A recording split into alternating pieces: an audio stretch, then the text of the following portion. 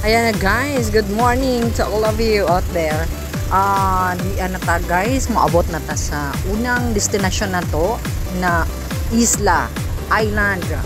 Ang little island of Dos Palmas. Kung maalala niyo si Late Rico yan, nandoon siya sa may Big Palmas. Ito yung Little Dos Palmas. Ito yung first destination natin guys. Dito tayo mag-swimming. Muna yung ating Little Dos Palmas Island. O diba? Talaga nice kaadyo guys. First destination, not Buhangin Island. This is Little Dos Palmas Island. Muna ang gamay nga po din sa Dos Palmas.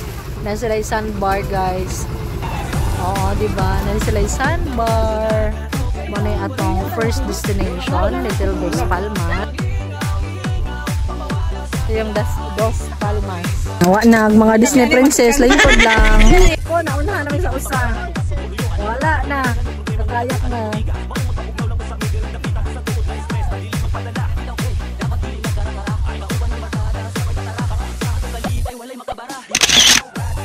Ang mga bagets eh. Ito mga Shaolin Kid. Hoy! Dito. Date na!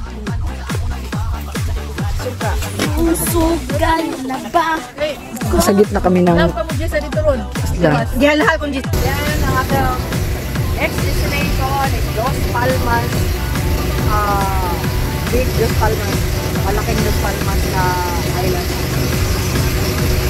Gaya ng Southern Leyte, yung Pride of Hinunangan, ang kanilang small and big island, the San Pedro and San Pablo Island.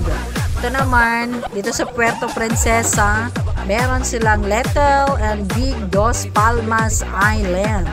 Ito yung pupuntahan natin guys. Ayan o. Pero, our next destination, Caddo Island. May sandbar din sila o. May maliit na sandbar. Yan o. Ganda.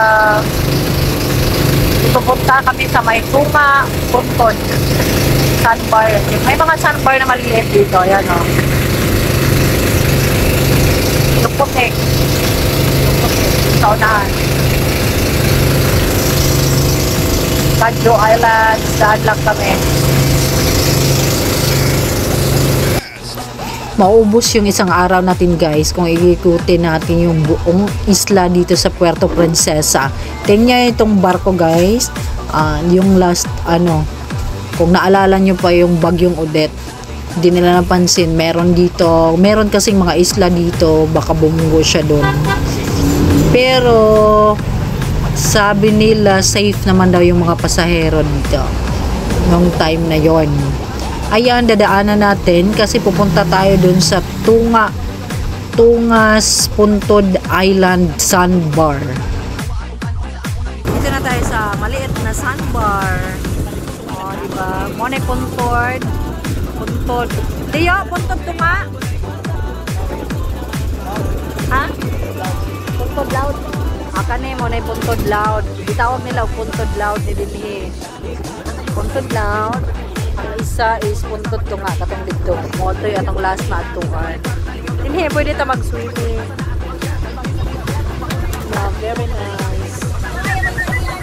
And si Tio, nananghid pa sa isla. Rebuyag! Mabisita mi sa inyong lugar. Thank you.